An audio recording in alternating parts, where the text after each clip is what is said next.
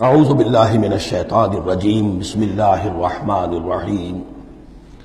اس کے بعد دو رکوع جو ہے ان میں ذکر ہو رہا ہے غزوہ احزاب کا۔ ہمارے پاس چند منٹ ہے تو غزوہ احزاب کا جو تاریخی پس منظر ہے وہ میں بیان کر دیتا ہوں، باقی اس سے آگے ہم پڑھیں گے انشاءاللہ تعالی کل۔ یہ غزوہ ہوا ہے سن 5 میں، اور اس کے لیے جو ہے بڑا اہتمام ہوا ہے۔ سب سے پہلے تو یہ کہ بنو نذیر جو نکال دیے گئے تھے مدینے سے، اور وہ پھر جا کر خیبر وغیرہ میں آباد ہو گئے تھے۔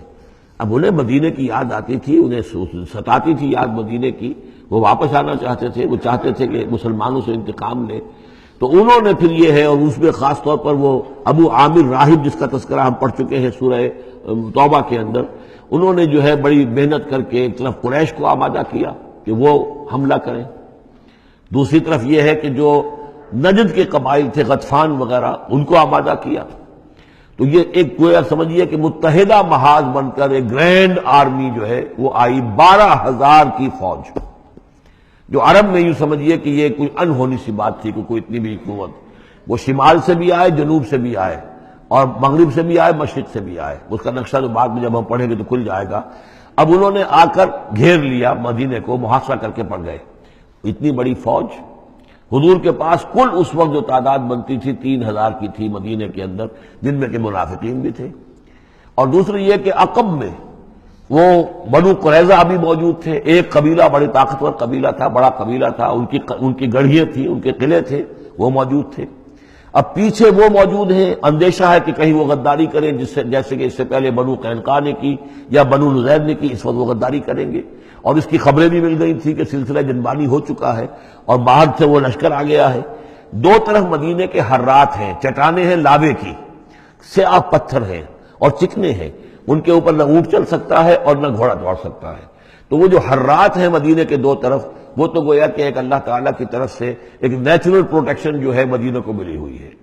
اب دو طرف جو رہ گئے تو اس میں پیچھے تھے، یہ عقب میں جو ہے یہ بنو قریظہ کی گڑھیاں تھیں، اور سامنے کا علاقہ تھا کہ جہاں سے لشکر آ کر جو ہے انہوں نے جو حملہ کرنا تھا۔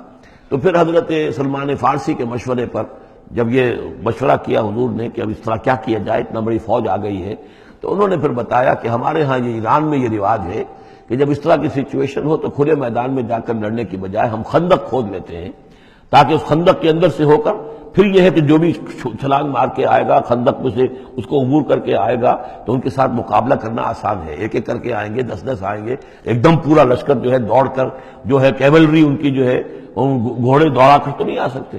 تو اس حوالے سے پھر خندق کھودی گئی۔ بہت ہی یعنی رسد کم تھا، فاقے لوگوں کو ہو رہے تھے، 2 3 دن کے کھانے کو کچھ نہیں ملا، سردی شدید تھی۔ اس موسم میں پھر طے ہوا کہ خندق کھودو، تو مسلمان خندق بھی کھود رہے تھے۔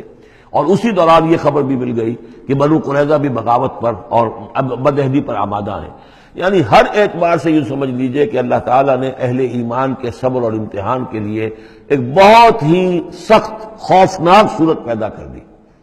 اگرچہ اس کے بعد ہوا کیا، اس میں یہ ہے کہ ایک حضرت نعیم تھے ابو مسعود الاشجعی، نعیم بن ابن مسعود اشجعی، انہوں نے ایک بڑی تدبیر کی، حضور سے آ کر اجازت بھی دی۔ اشجعی قبیلے کے تھے، وہ باہر کے تھے، مدینے کے نہیں تھے، کہ حضور اگر آپ مجھے اجازت دیں تو میں ان کے مابین کچھ آپس میں بد اعتمادی پیدا کر دوں۔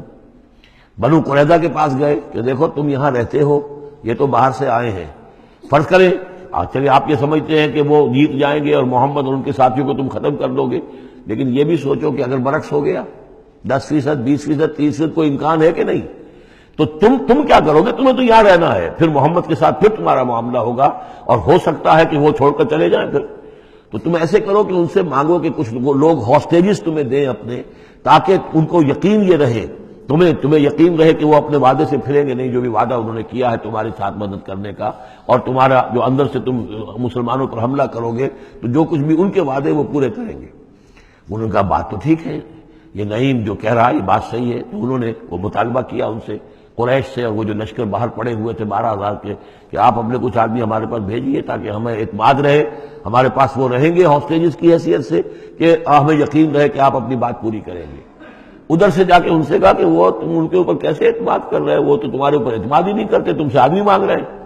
اور اس طریقے سے ان کے مابین جو ہے وہ ایک فرکشن پیدا کر دی، بد اعتمادی پیدا کر دی۔ ایک تو یہ ایک تدبیر ہوئی، دوسرے یہ کہ سب سارے امتحان پورا ہو گیا اور دودھ کا دودھ پانی کا پانی جدا ہو گیا، اہل ایمان بھی ثابت ہو گئے، ثابت قدم یہ لوگ ہیں، اور منافقین کا بھی جو خبث باطن تھا ان کی زبانوں پر آ گیا اور معلوم ہو گیا کہ ان کے دلوں کے اندر نفاق ہے۔